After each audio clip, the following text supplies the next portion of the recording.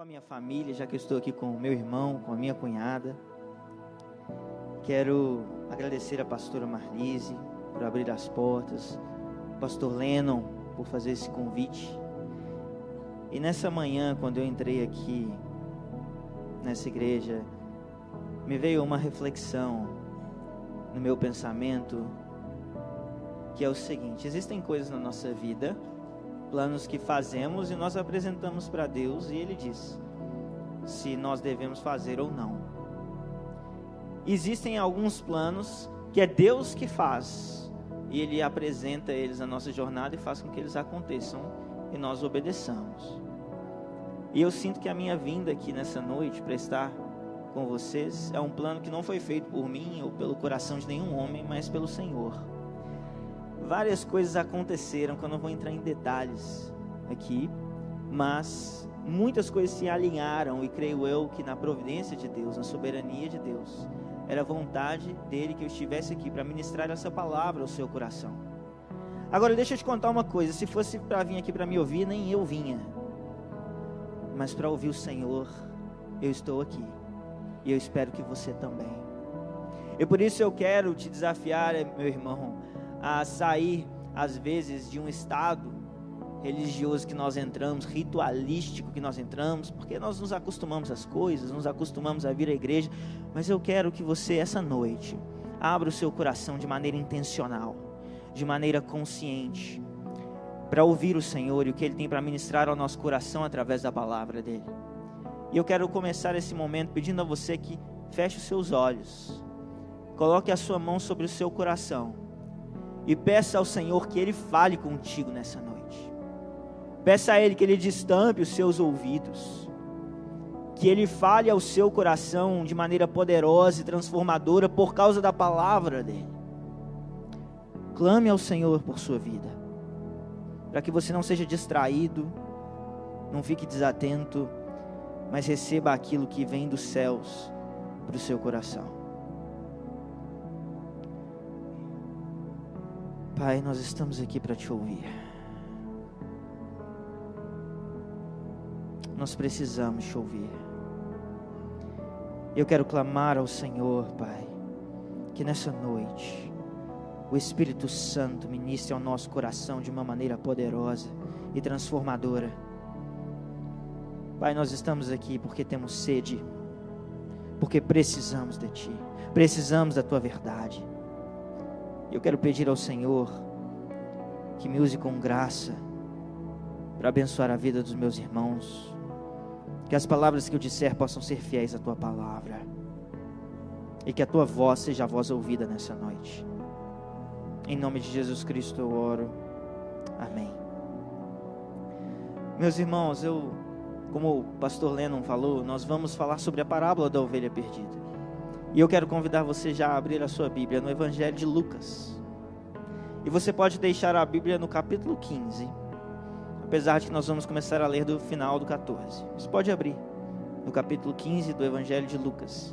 E antes de nós lermos, eu quero contar para vocês uma breve história que aconteceu comigo há cerca de 22 anos atrás. E eu ia falar que eu não tenho 22 anos, porque eu sou um pouco mais velho que isso, mas hoje um irmão aqui na igreja me deu 34. Nunca ninguém falou que eu era tão velho, eu fiquei meio triste. Mas há 22 anos atrás, eu tinha por volta dos meus 9 anos, então para você que é ruim de conta, eu já vou te dar o resultado, eu tenho 31 anos.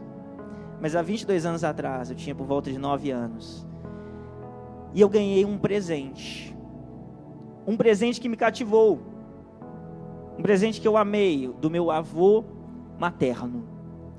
E meu avô me deu um caminhão, que vinha com 3 motos na carroceria desse caminhão. Agora, se eu tivesse ganhado só um caminhão, eu teria ficado feliz. Se eu tivesse ganhado uma moto, eu teria ficado feliz. Mas eu ganhei um caminhão com 3 motos atrás. Eu fiquei muito feliz. Mas sabe quem ficou feliz também? Meu irmão, que na época devia ter ali por volta dos 5, 6 anos. E na nossa escola, nós tínhamos uma coisa que se chamava, um dia especial que se chamava o Dia do Brinquedo. No Dia do Brinquedo, você podia levar um brinquedo seu, não do seu irmão, para brincar na escola. Mas adivinha qual o brinquedo que o meu irmão queria levar? Ele queria levar o meu caminhão com as minhas motos. Muito bem. Eu não era uma criança egoísta, mas eu também não confiava que meu irmão ia cuidar dos meus brinquedos. Então ele veio me pedir e eu disse não. E aí ele apelou para uma instância superior, chamou nossa mãe. E a minha mãe veio conversar comigo e apelou para Deus, apelou para compaixão, falou que eu tinha que cuidar do meu irmãozinho. E assim ela me convenceu a entrar em uma negociação e eu cedi que ele levasse 2 motos, desde que ele me prometesse que aquelas motos voltariam da maneira como elas estavam indo. Agora, você já viu alguém chegar para você para dar uma notícia constrangido? Pois é, não era o meu irmão, era a minha mãe, que o meu irmão nem teve coragem de conversar comigo. Mas a minha mãe chegou com a notícia de que as minhas motos não tinham voltado para casa.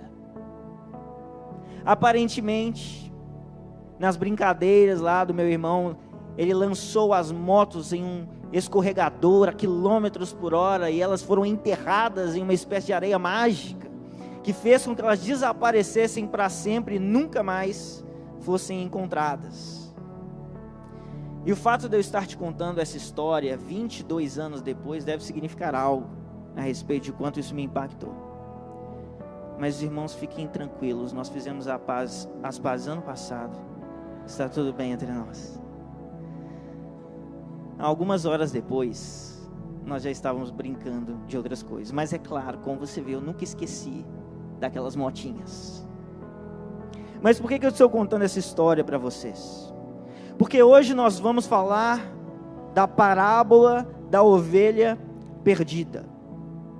E diferente do que você pode pensar, a parábola da ovelha perdida não é sobre a ovelha perdida. A parábola da ovelha perdida é sobre um amor.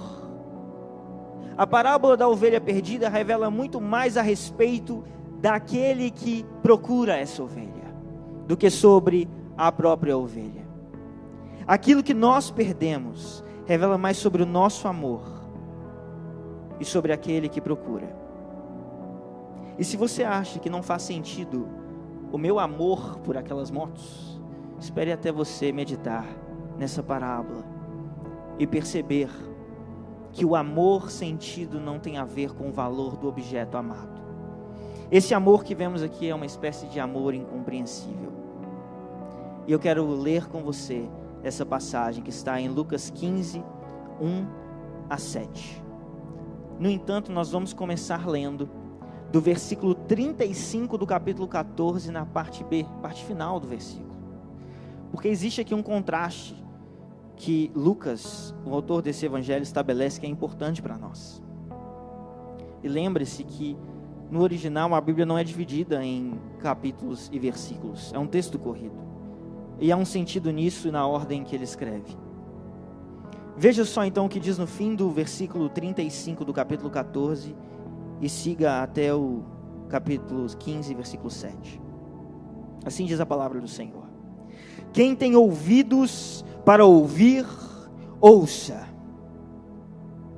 Aproximavam-se de Jesus todos os publicanos e pecadores para o ouvir.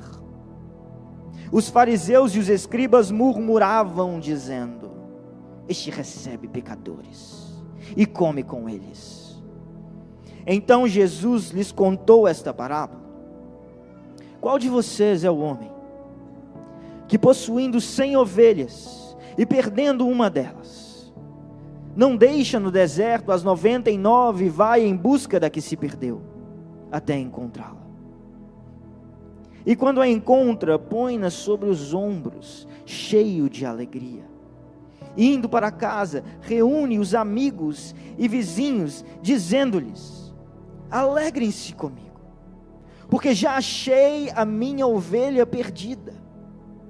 Digo a vocês que assim haverá mais alegria no céu por um pecador que se arrepende, do que por 99 justos que não necessitam de arrependimento. Vamos orar mais uma vez? Senhor, a Tua palavra foi lida, Pai, e nós precisamos que o Senhor ministre ao nosso coração a partir dessa verdade que nós lemos. Que o Senhor nos livre, Deus, de termos essa mensagem roubada do nosso coração pelo diabo, pelas distrações da vida. E que o Senhor nos traga agora para esse momento, para que recebamos do céu aquilo que o Senhor tem para ministrar a nós. E que assim nós possamos meditar na Tua palavra com paixão, com zelo, com devoção, com piedade, com amor, com ousadia, com integridade, com fidelidade, com graça. E eu peço que eu não seja aqui um obstáculo aos meus irmãos, mas que o Senhor me use com graça para abençoá-los. Em nome de Jesus Cristo nós oramos. Amém. Meus irmãos, a parábola da ovelha perdida, ela é seguida por outras duas parábolas. A parábola da dracma perdida e a parábola do filho perdido, que é mais conhecida como a parábola do filho pródigo. E a razão pela qual Jesus conta essas parábolas é porque lá no início do capítulo 15, nos primeiros 2 versículos que nós lemos, nós percebemos que começa a existir ali uma tensão entre 2 grupos que se apresentam diante de Jesus. Um desses grupos era o grupo dos pecadores e publicanos. E quem eram os publicanos? Eram aqueles que recolhiam os impostos do povo de Israel e os entregavam para o Império Romano. Agora, para que você tenha noção do que estamos falando, eu quero dizer para você que o sentimento dos judeus pelos publicanos é muito pior do que o sentimento do brasileiro pelos políticos. E os publicanos, eles representavam uma nação que estava dominando sobre eles. Isso quer dizer que se você não gosta de pagar impostos, imagine pagar impostos a uma nação que não é a sua e que domina sobre a sua. Agora imagine que os publicanos, além de fazerem essa atividade, que não era nada querida por eles ainda eram corruptos muitas vezes. Aqueles homens eram odiados dentro daquela sociedade. E esse primeiro grupo aqui é composto pelos publicanos e pecadores. O outro grupo que estava diante de Jesus eram os escribas, ou mestres da lei, e os fariseus. Agora, esse grupo, eles eram tidos como justos, não só socialmente, mas diante da própria visão deles, eles eram homens bons, eles eram homens justos. Mas o que está acontecendo aqui? Existe uma tensão que está sendo construída, porque Lucas termina o capítulo 14, dizendo: aquele que tem ouvidos para ouvir, ouça. E como ele começa o capítulo 15? Ele diz que os publicanos e pecadores se aproximaram de Jesus para o ouvir. Para o ouvir. Aquele que tem ouvidos para ouvir, ouça. E os publicanos e pecadores se aproximam. Aqui nós temos que tomar um cuidado, meus irmãos. Porque existe hoje um grupo de pessoas que vai se auto-identificar como fazendo parte deste grupo, dos pecadores, dos publicanos, desses com quem Jesus andava, homens que se identificam com as prostitutas, com os ladrões, com os pobres, com a minoria. No entanto, muitos desses que se auto-identificam assim, não se aproximam de Jesus para o ouvir, mas se aproximam de Jesus para tentar sequestrá-lo, para dizer aquilo que eles querem que ele diga. Isso não é o que esses homens aqui nesse texto estavam fazendo. Jesus andava com eles, mas Jesus andava com eles para os transformar. Jesus não relevava o pecado, ele revelava o pecado e ele os lavava do pecado. E estes homens, esses publicanos e esses pecadores, essas prostitutas e esses ladrões, estes homens que eram excluídos da sociedade, Eles são marcados aqui nessa passagem, se você observar com atenção, por uma espécie de sede existencial. Eles estão buscando uma resposta, eles estão com a angústia da pergunta dentro do seu peito, e de repente, naquelas cidades, passa um homem, ecoa suas palavras, e essa voz chama a sua atenção.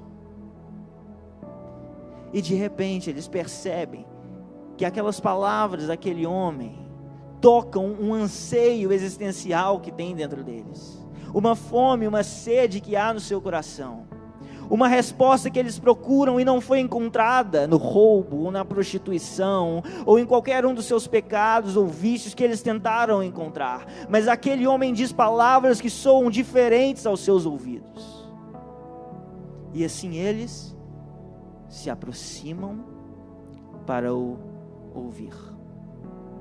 Por outro lado, nós vemos aqui nessa passagem, que os escribas e fariseus também se aproximam, mas eles se aproximam para murmurar.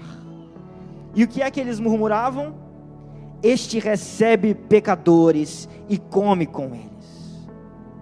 Os escribas e os fariseus murmuravam porque eles estavam escandalizados, como um homem que se diz mestre, como um homem sobre o qual muitos falam ser o Messias, se assenta com pecadores, com publicanos, com prostitutas, com ladrões. Como ele trata dessa maneira os pobres, como ele parte o pão com eles, ri com eles, anda com eles, põe a mesa com eles. Nós temos que pensar no paradigma social que está na cabeça do fariseu para nós entendermos isso. O paradigma na cabeça do fariseu estava construído da seguinte maneira: ele entendia que ele era mais justo do que o seu próximo, e até mesmo o seu próximo entendia que ele parecia também mais justo do que ele, e por isso o fariseu acreditava que ele estava mais perto de Deus, porque ele era mais justo. Mas agora, o Deus encarnado está sentado na mesa com pecadores. Isso escandaliza o fariseu, porque agora, aquela mesa diz para ele, que ele tem que se assentar com aqueles homens imundos, se ele quiser estar perto de Deus. Mas como isso é possível, se ele é o justo que está mais perto de Deus? Logo eles não querem abrir mão da sua justiça, e eles não querem se assentar à mesa, e assim eles perdem o convite daquela mesa que eu vou chamar aqui de uma mesa escatológica.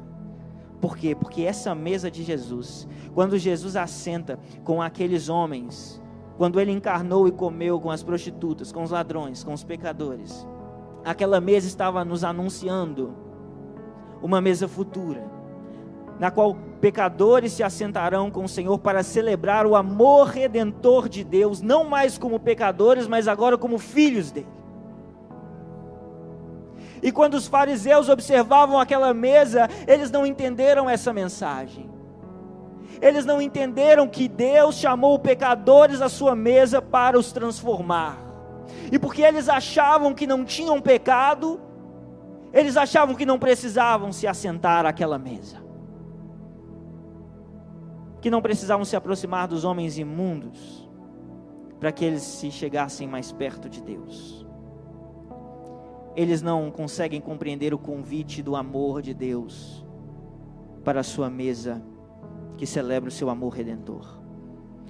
E eu quero te dizer, meu irmão e minha irmã, que nessa noite, o Senhor está nos fazendo um convite a essa mesa, e que se você está aqui, você já se aproximou, e a grande pergunta que existe agora diante de nós, e diante de você, é se você se aproximou essa noite para o ouvir, ou se você se aproximou nessa noite para murmurar. E se você se aproximou para o ouvir, eu quero que você ouça atentamente as palavras de Jesus e aquilo que Ele comunica a nós através dessa parábola, onde esse amor escandaloso e incompreensível é retratado. E a chave para entender esse amor, ela não está no objeto amado, mas ela está naquele que ama. A parábola não é sobre a ovelha perdida, a parábola é sobre o pastor que a procura. E nós não podemos perder essa verdade nesse texto. Nós estamos perdidos porque estamos procurando aquilo que nem sabemos que estamos procurando. Mas nós só somos encontrados quando aquele que nos procura vem até nós. Então nós encontramos a nossa paz. E existem 3 elementos desse amor incompreensível que paradoxalmente nós podemos compreender através dessa parábola. E ao olhar para a história de Jesus, eu quero compartilhar com você nessa noite 3 verdades sobre esse amor. E quando eu digo que esse amor é incompreensível, o que eu quero dizer é que por mais que nós nos debrucemos em estudá-lo, em meditar a respeito dele, esse amor sempre transcende os recursos que temos para compreendê-lo. Mas isso não significa que não podemos compreender nada, porque o Senhor revelou aquilo sobre o seu amor que compete a nós entendermos nessa noite. E esses 3 elementos que eu quero que você entenda nessa noite, a partir dessa parábola, é que Deus está nos falando sobre o amor que busca implacavelmente, que resgata irresistivelmente e que celebra incansavelmente. Primeiro vamos observar então o amor que busca implacavelmente. Veja o versículo 4, que diz assim: qual de vocês é o homem que, possuindo 100 ovelhas e perdendo uma delas, não deixa no deserto as 99 e vai em busca da que se perdeu até encontrá-la? O primeiro detalhe que nós precisamos observar é que Jesus está começando essa parábola com uma pergunta. E essa pergunta nos ajuda a corrigir um equívoco que muitos fazem ao tentar interpretar essa parábola. Jesus faz a pergunta: qual de vocês deixaria 99 ovelhas para ir atrás de uma? E algumas pessoas acreditam que Jesus estaria sugerindo aqui um comportamento fora do normal, como se eles fossem responder: ninguém. Quem é doido de fazer isso? Eu tenho 99 ovelhas, como é que eu vou atrás de uma que se perdeu? Mas na verdade, a pergunta de Jesus espera exatamente a resposta oposta a isso. Jesus está dizendo para eles: qualquer um de vocês, ao perder uma ovelha, deixaria o rebanho para procurar a que se perdeu. Esse é um comportamento natural. Aquela sociedade é uma sociedade da qual o ofício do pastoreio faz parte dela. E eles entendem que se eles tiverem 100 ovelhas e eles perderem uma ovelha, eles irão atrás da ovelha que se perdeu procurando encontrá-la. E quando Jesus faz essa pergunta, ele está dizendo: quem de vocês não faria isso? Todos fariam isso. E eu sei que talvez seja difícil para nós compreendermos todas as dimensões disso, porque afinal de contas, eu creio que nenhum de nós aqui nessa noite é literalmente um pastor de ovelhas. Mas existe um princípio que nós compartilhamos com essa situação que é natural. Quer que eu te dê um exemplo? Você se lembra das 2 motos que meu irmão perdeu? Uma era azul e a outra era laranja. Agora você se lembra qual a cor da moto que ficou comigo? Nem eu. Eu me lembro das que eu perdi, porque eu fiquei pensando sobre elas. Eu fiquei tentando de alguma forma encontrá-las. Quando nós perdemos algo, nós vamos atrás daquilo. Nós procuramos aquilo, nós nos debruçamos sobre isso, pensamos nisso. Existem coisas que hoje nós precisamos explicar, que não precisariam ser explicadas para os primeiros ouvintes de Jesus, que estavam dentro daquele contexto, daquela sociedade, e tinham uma vivência diferente da nossa. E quando Jesus fala de deixar as 99 ovelhas no deserto, não é para você pensar em 99 ovelhinhas branquinhas no meio de dunas de areia, tomando areia na cara, mortas de fome e sede. Não é isso que está acontecendo aqui. Aquele povo entendia que provavelmente para você cuidar de um rebanho de 100 ovelhas, você tinha mais de um pastor. E quando aquele pastor sai e deixa as 99 no deserto, não é no meio dessas dunas que você está pensando, é num lugar ermo. E provavelmente sob o cuidado de outros pastores. Esse pastor, ele não é um pastor irresponsável. E nós vemos isso naturalmente no texto bíblico. Nós vemos isso acontecer, por exemplo, com Davi. Quando Davi deixa ovelhas do seu rebanho no campo e deixa a cuidado do guarda, a cuidado de outro. E isso está claro para aqueles ouvintes que estão diante de Jesus. Mas o foco da parábola então se move, porque o foco da parábola não está sobre aquelas 99 ovelhas agora, mas sobre o comportamento do pastor. O comportamento do pastor é qual? Ele vai atrás daquela ovelha. Ele a perdeu e ele a irá encontrar. Ele não olha para as suas 99 e diz, mas tem mais 99. Não. Ele a busca implacavelmente. Ele sai e ele vai encontrá-la. E o texto nos diz isso. Ele a busca até encontrá-la. Mas por que o pastor procura essa ovelha? Será que ela é mais branca? Será que ela é mais peluda? Será que a sua lã é melhor? Será que essa ovelha é adestrada, ela é o seu pet? Não, não é nada disso que está acontecendo aqui. E Deus não vai atrás de você, porque você é mais inteligente, porque você canta melhor, porque você é mais cheiroso, porque você é mais rico, porque você tem dons e habilidades e talentos. Não é a respeito disso. Deus não vai atrás de você porque você é uma ovelha especial. E talvez você já tenha ouvido alguém dizer algo assim: você tem um valor tão grande, você é tão precioso que Jesus morreu por você. Mas, meus irmãos, quero dizer para você que isso não é o Evangelho. O Evangelho não diz que você é tão precioso que Jesus morreu por você. Jesus não morreu por você porque você tem um grande valor. Você tem um grande valor porque Jesus morreu por você. Isso são coisas completamente diferentes que nós não podemos confundir. E se ainda está difícil de entender, eu vou tentar te explicar com uma série. E não é The Chosen, é Sherlock Holmes. Aquela que o ator lá do Doutor Estranho faz o papel de Sherlock Holmes. E eu vou te dar spoiler. Agora tem uns 10 anos que lançou essa série, então a culpa é sua de não ter assistido. Mas essa série tem uma cena muito interessante que nos ajuda a compreender esse princípio. Que acontece assim: Sherlock Holmes está lutando contra o seu inimigo. E de repente, em uma cena, o seu inimigo saca uma arma para atirar nele e matá-lo. Mas ao ver esse movimento, a esposa de Watson, que é o parceiro, amigo do Sherlock Holmes, a esposa dele se atira, se joga, se lança na linha de tiro e toma aquela bala que era para ele, e ela morre. E Sherlock Holmes é uma pessoa fria, extremamente racional, nada emocional. No entanto, essa experiência para ele é traumática. E Sherlock entra em crise quando ele vê o que acontece. E as palavras que ele diz são: ao me salvar, ela atribuiu valor à minha vida.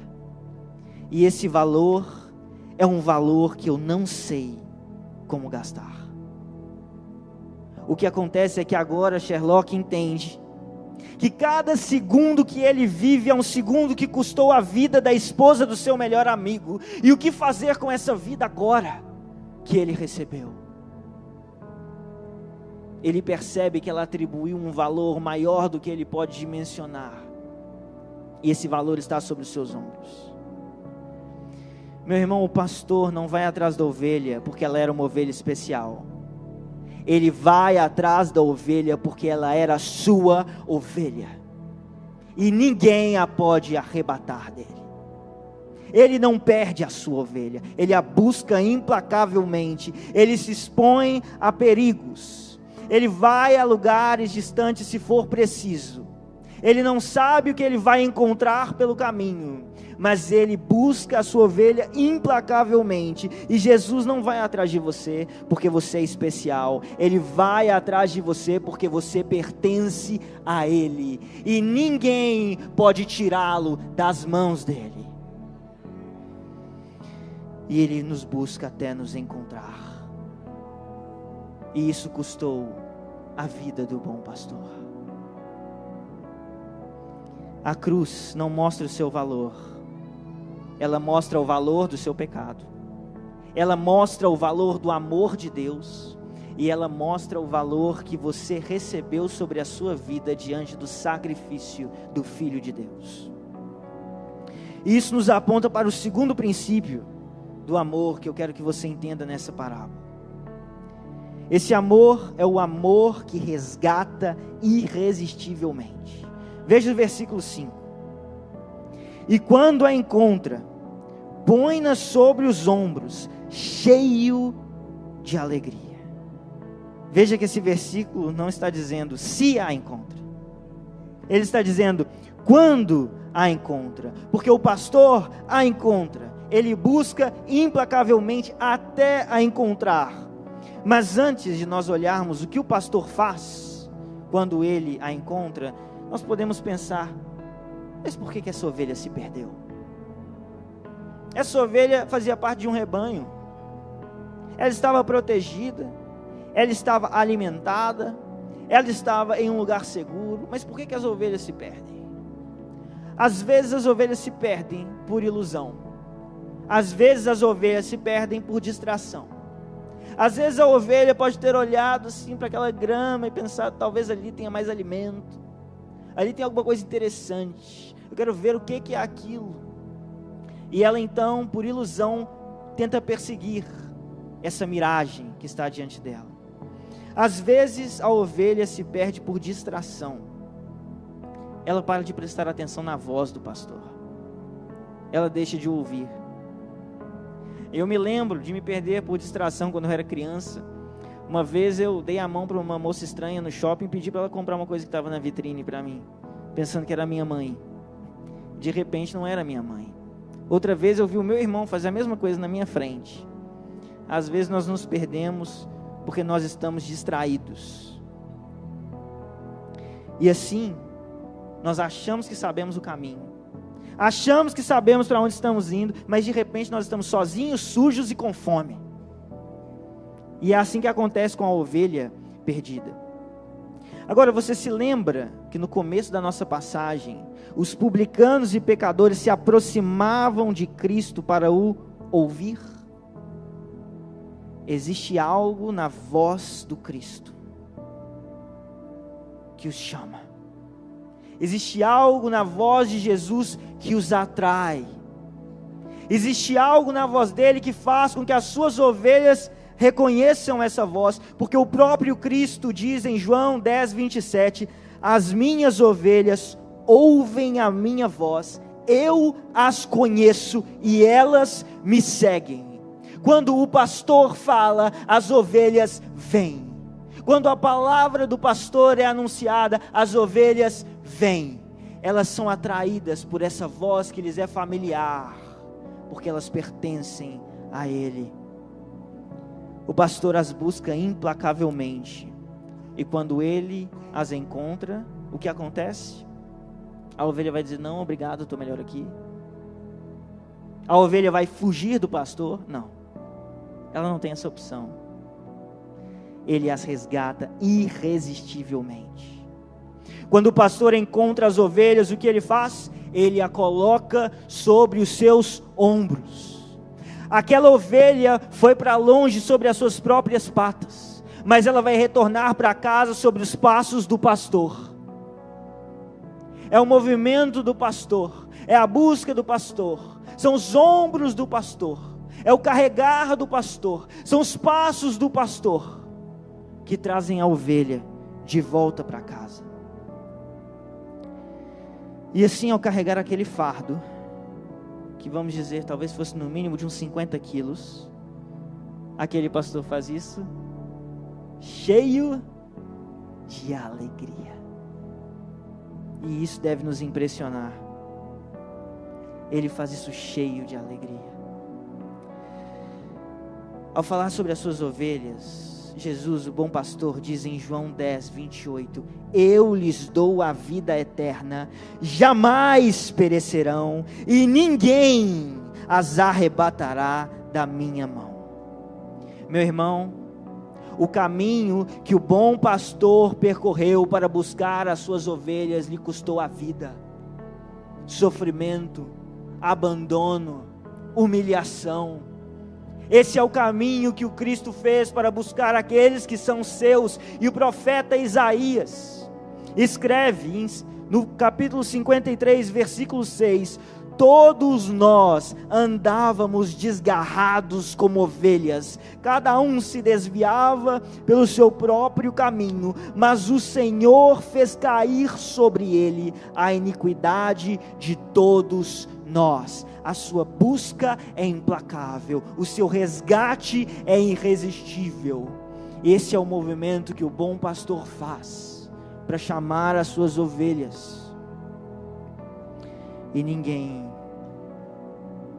as pode arrebatar das suas mãos. E eu quero te dizer o seguinte, meu irmão e minha irmã, nós não estamos aqui brincando de religião. Eu não estou aqui te contando historinhas. Eu estou aqui te contando de um Deus vivo e verdadeiro, que anda entre nós, que encarnou, que andou e deixou pegadas como as nossas sobre esse chão.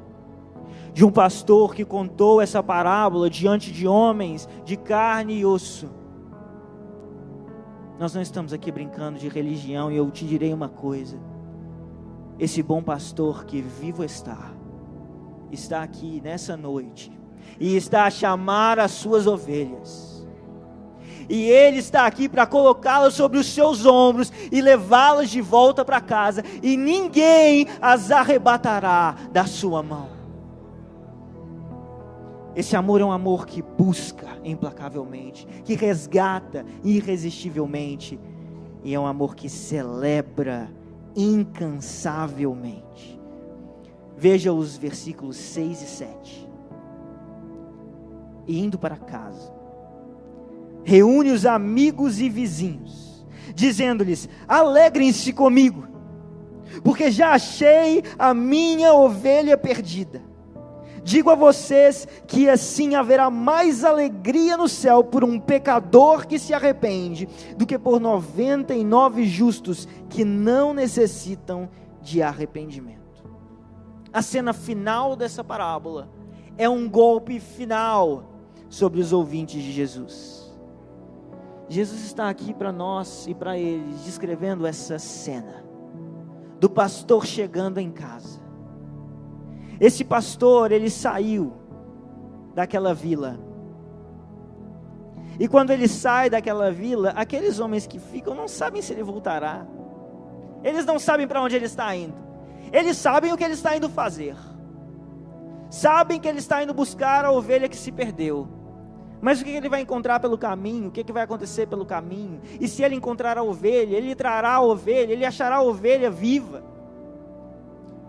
E quando aquele pastor vem do horizonte, com a sua ovelha sobre os seus ombros, aquela vila, aqueles amigos, aqueles vizinhos, eles se alegram, porque eles são visitados por um alívio e por uma alegria de dizer: o pastor achou a ovelha, e ele está trazendo a ovelha de volta para casa. E a chegada do pastor é então marcada por celebração, e essa celebração supera o cansaço do pastor. Ele celebra incansavelmente. Meus irmãos, pense que o pastor estava pastoreando o seu rebanho, e de repente uma ovelha se perde, e ele tem que ir atrás dessa ovelha, ele tem que enfrentar perigos e ameaças, ele encontra essa ovelha, ele a põe sobre os seus ombros, e no mínimo nós estamos falando de uns 50 quilos, ele carrega essa ovelha de volta para casa. Parece que cansa, mas nenhum cansaço é grande demais para que ele não celebre incansavelmente o resgate daquilo que lhe pertence. Isso significa que é bom que a ovelha tenha se perdido? Claro que não. Esse não é o ponto da parábola.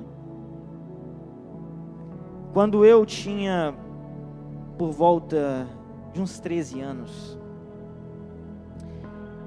os meus pais me deixaram para dormir na casa dos meus avós paternos, porque o meu pai ia pregar em uma cidade no interior de Minas Gerais. Naquela noite, eu e meu irmão fomos dormir tranquilos, mas nós acordamos desesperados, porque eu acordei com o meu tio materno na casa dos meus avós paternos, o que não era comum de acontecer.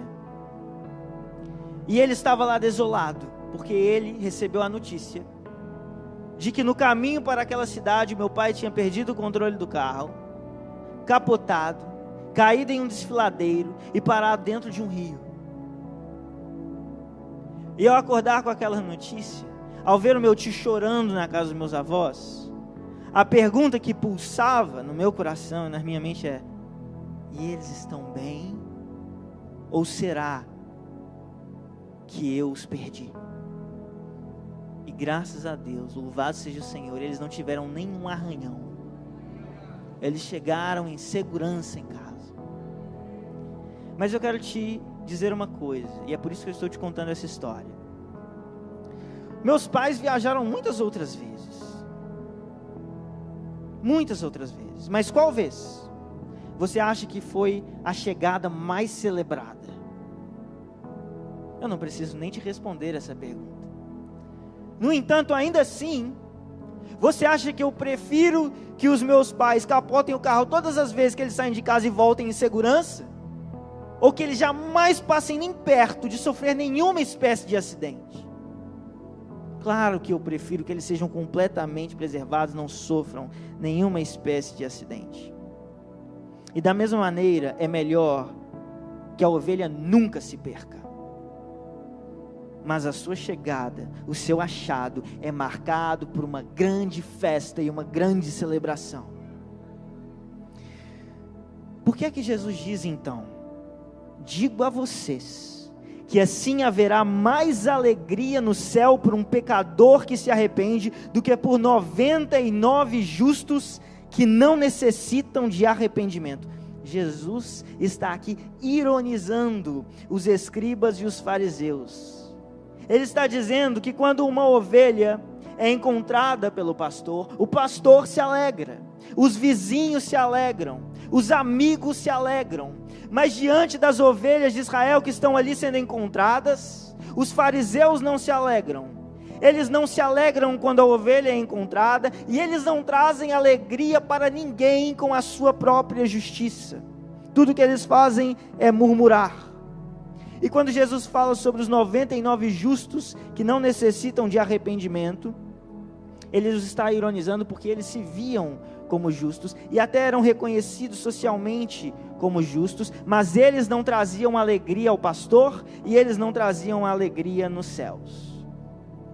Mas o Senhor diz, o pastor diz, que quando um pecador se arrepende, há alegria nos céus, há festa nos céus, há uma celebração incansável. E meus irmãos, nós não temos dimensão do tamanho desse amor, do tamanho dessa celebração. Nós podemos imaginar, nós podemos sonhar, mas eu tenho certeza que é muito maior do que nós podemos entender nessa terra. O Senhor se alegra ao encontrar as suas ovelhas. Eu quero convidar você agora a ficar de pé.